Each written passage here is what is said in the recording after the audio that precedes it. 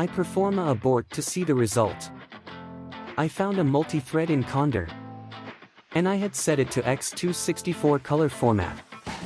And I take less than 2 hours to encode 50 minutes 4K video. First, click Options.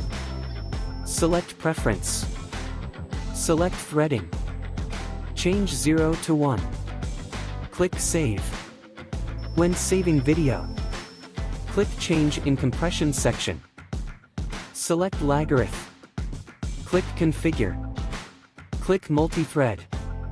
Select YV12 in mode. Click Pixel Format. Select 4:2:0 planar YCBCR, YV12. Click OK and put your file name and encode. I do not have audio to encode.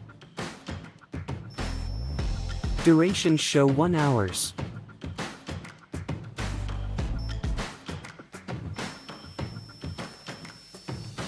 I perform a abort to see the result.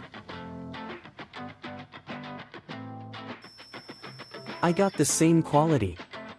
Not like other encoding, the bottom of the ship will show black.